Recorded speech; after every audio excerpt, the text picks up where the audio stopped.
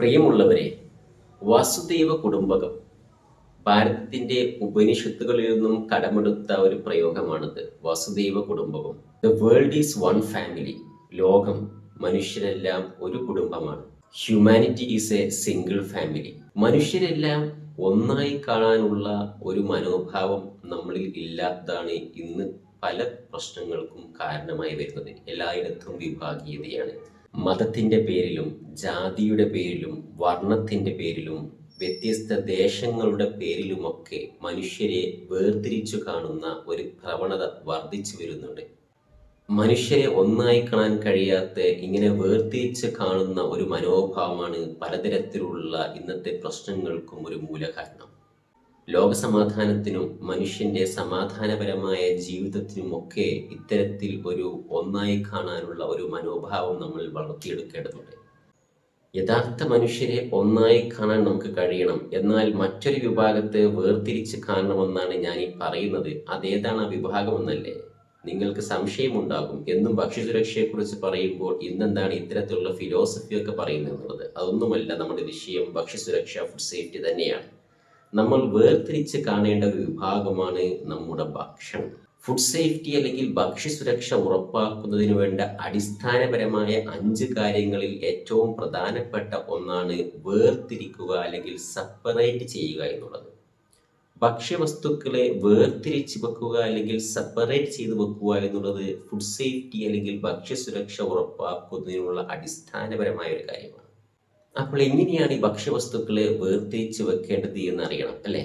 നാം നമ്മുടെ വീടുകളിലെ ഫ്രീസർ അല്ലെങ്കിൽ റെഫ്രിജറേറ്റർ ഒന്ന് ശ്രദ്ധിച്ചാൽ മതിയാകും. അവിടെ എങ്ങനെയാണ് നാം ഭക്ഷ്യവസ്തുക്കൾ വെച്ചിരിക്കുന്നത് എന്നൊന്ന് ശ്രദ്ധിച്ചാൽ മതിയാകും. അതല്ലെങ്കിൽ ഹോട്ടലുകാരുണ്ടെങ്കിൽ അവർക്കറിയാം. ഹോട്ടലുകളിലെ അല്ലെങ്കിൽ റെസ്റ്റോറൻറ്റുകളിലെ റെഫ്രിജറേറ്ററിൽ അവർ എങ്ങനെയാണ് ഭക്ഷ്യവസ്തുക്കൾ സൂക്ഷിച്ചത്.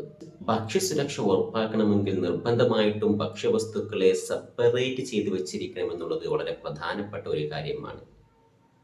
അതായത് വെജിറ്റേറിയൻ ഐറ്റംസും നോൺ വെജിറ്റേറിയൻ ഐറ്റംസും ഒരിക്കലും ഒരുമിച്ച് വെക്കരുത്. പാചകം ചെയ്ത ഭക്ഷ്യവസ്തുക്കളും പാചകം ചെയ്യാത്ത റോ ആയിട്ടുള്ള ഭക്ഷ്യവസ്തുക്കളും ഒരുമിച്ച് വെക്കാൻ പാടില്ല. ക്ലീൻ ചെയ്ത് പാചകത്തിനായി റെഡിയാക്കി വെച്ചിരിക്കുന്ന ഭക്ഷ്യവസ്തുക്കളും ക്ലീൻ ചെയ്യാത്ത ഭക്ഷ്യവസ്തുക്കളും ഒരുമിച്ച് വെക്കാൻ പാടില്ല. എന്തിനാണ് ഇത്തരത്തിൽ സെപ്പറേറ്റ് ചെയ്ത് വെച്ചിരിക്കുന്നത് എന്നല്ലേ?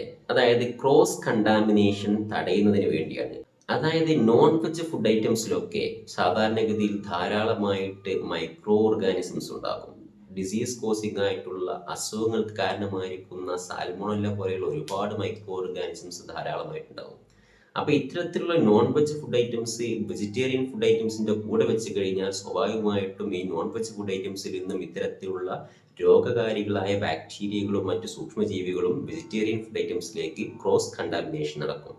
അതുപോലെ തന്നെ പാചകം ചെയ്ത ഭക്ഷ്യവസ്തുക്കളിൽ പൊതുവെ മൈക്രോ ഓർഗാനിസംസിൻ്റെ ലോഡ് കുറവായിരിക്കും. അപ്പോൾ ഈ പാചകം ചെയ്ത ഭക്ഷ്യവസ്തുക്കൾ പാചകം ചെയ്യാത്ത ഭക്ഷ്യവസ്തുക്കളുടെ കൂടെ ഒരുമിച്ച് വെച്ച് കഴിഞ്ഞാൽ അവിടെയും ക്രോസ് കണ്ടാമിനേഷൻ നടക്കും. ക്ലീൻ ചെയ്ത ഭക്ഷ്യവസ്തുക്കളിൽ പൊതുവെ ഇത്തരത്തിലുള്ള മൈക്രോബിയൽ ലോഡ് കുറച്ച് കുറവായിരിക്കും. എന്നാൽ ക്ലീൻ ചെയ്യാത്ത ഭക്ഷ്യവസ്തുക്കളിൽ കൂടുതലായിരിക്കും. ക്ലീൻ ചെയ്യാത്ത ഭക്ഷ്യവസ്തുക്കളും ക്ലീൻ ചെയ്ത ഭക്ഷ്യവസ്തുക്കളും ഒരുമിച്ച് വെച്ച് കഴിഞ്ഞാൽ അവിടെയും ഈ ക്രോസ് കണ്ടാമിനേഷൻ നടക്കാനുള്ള സാധ്യത വളരെ കൂടുതലാണ്. ഇനി അതുപോലെ തന്നെ വളരെ ഇമ്പോർട്ടൻ്റ് ആയിട്ടുള്ള കാര്യമാണ്, പലപ്പോഴും നാം കുക്ക് ചെയ്യാതെ ഉപയോഗിക്കുന്ന ഭക്ഷ്യവസ്തുക്കളുണ്ട്. ഒരിക്കലും കുക്ക് ചെയ്യാൻ പറ്റാത്ത, ഫോർ എക്സാമ്പിൾ തൈര് എടുക്കുകയാണെങ്കിൽ അല്ലെങ്കിൽ ഐസ്ക്രീം എടുക്കുകയാണെങ്കിൽ, ഇത്തരത്തിൽ നാം കുക്ക് ചെയ്യാതെ ഉപയോഗിക്കുന്ന നേരിട്ട് കഴിക്കുന്ന ഭക്ഷ്യവസ്തുക്കൾ നാം ഫ്രീസറിൽ അല്ലെങ്കിൽ റെഫ്രിജറേറ്ററിലേക്ക് കൊണ്ടുപോയി സൂക്ഷിച്ചിട്ടുണ്ടാവും. അതിൻ്റെ കൂടെ ക്ലീൻ ചെയ്യാത്തതും അല്ലെങ്കിൽ കുക്ക് ചെയ്യാത്തതും അല്ലെങ്കിൽ ഇത്തരത്തിലുള്ള നോൺ വെജ് ഫുഡ് ഐറ്റംസ് ഒക്കെ കൊണ്ടുപോയി വെച്ച് കഴിഞ്ഞാൽ സ്വാഭാവികമായിട്ടും അവയിൽ നിന്നും ക്രോസ് കണ്ടാമിനേഷനുള്ള ചാൻസ് വളരെ കൂടുതലാണ്. കാരണം പിന്നീട് കുക്ക് പോലും ചെയ്യുന്നില്ല, സ്വാഭാവികമായിട്ട് മൈക്രോ ഓർഗാനിസംസ് നമ്മുടെ ബോഡിയിലേക്ക് വളരെ വേഗത്തിൽ എത്തുകയും അത് ഭക്ഷ്യവിഷബാധയ്ക്ക് അല്ലെങ്കിൽ ഫുഡ് പോയ്സണിങ്ങിന് കാരണമാവുകയും ചെയ്യും.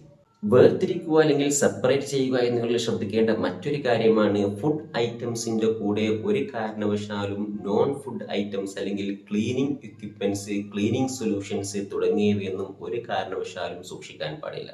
പലപ്പോഴും നമ്മുടെ വീടുകളിലാവട്ടെ അല്ലെങ്കിൽ റെസ്റ്റോറൻറ്റുകളിലാവട്ടെ പലപ്പോഴും ഈ സ്റ്റോക്ക് റൂമുകളിൽ അല്ലെങ്കിൽ സ്റ്റോർ റൂമുകളിൽ ഭക്ഷ്യവസ്തുക്കളുടെ കൂടെ ക്ലീനിങ് സൊല്യൂഷൻസും മറ്റും ഒരുമിച്ച് സൂക്ഷിക്കുന്ന ഒരു സാഹചര്യം ഉണ്ടാകും. അത് പലപ്പോഴും അപകടം വരുത്തും. നിങ്ങളൊന്ന് ആലോചിച്ച് നോക്കിയേ, ഒരു ഹോട്ടലിൽ മസാല ദോശ ഉണ്ടാക്കുന്ന ഒരു ഹോട്ടലാണെന്ന് വിചാരിക്കുക. നമ്മൾ സാധാരണഗതിയിൽ ഹോട്ടലുകളിലൊക്കെ മസാല ദോശ അടിക്കാൻ വേണ്ടി ഉപയോഗിക്കുന്ന ഒരു ചൂലുണ്ട് അല്ലേ?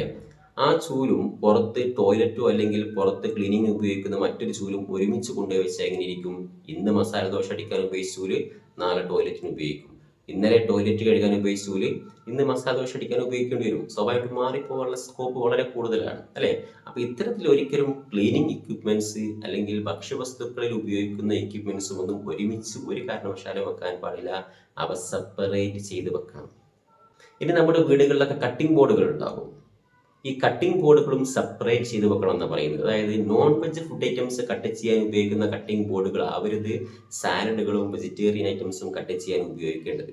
ഇനി അങ്ങനെ ഇല്ലെങ്കിൽ തന്നെ അത് കൃത്യമായിട്ട് ക്ലീൻ ചെയ്ത് സോപ്പ് കൊണ്ട് ക്ലീൻ ചെയ്ത് ഹോട്ട് വാട്ടർ കൊണ്ടൊക്കെ ക്ലീൻ ചെയ്ത് ഉപയോഗിക്കണം.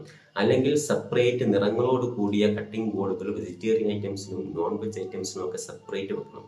ഇല്ലെങ്കിൽ എന്താ സംഭവിക്കുക വെച്ചാൽ നമ്മൾ സാധാരണഗതിയിൽ ഈ നോൺ വെജ് ഐറ്റംസ് ഒക്കെ കട്ട് ചെയ്യുമ്പോൾ ഈ നോൺ വെജ് ഐറ്റംസിൽ ധാരാളമായിട്ട് മൈക്രോ ഓർഗാനിസംസ് ഉണ്ടാവും. ആ മൈക്രോ ഓർഗാനിസംസ് അടങ്ങി non veg food items cut ചെയ്തിരിക്കുന്ന കട്ടിംഗ് ബോർഡിന്റെ അകത്ത് വെജിറ്റേറിയൻ ഐറ്റംസ് പിന്നീട് കട്ട് ചെയ്യുമ്പോൾ അല്ലെങ്കിൽ കുക്ക് ചെയ്യാതെ നമ്മൾ കഴിക്കുന്ന സാലഡുകളൊക്കെ കട്ട് ചെയ്യുമ്പോൾ ഈ മൈക്രോ ഓർഗാനിസംസ് നേരിട്ട് സാലഡിലേക്ക് വരികയും അത് നേരിട്ട് നാം കഴിക്കുമ്പോൾ അത് ഭക്ഷ്യവിഷബാധയ്ക്ക് അല്ലെങ്കിൽ ഫുഡ് പോയ്സണിങ്ങിന് കാരണമാവുകയും ചെയ്യും.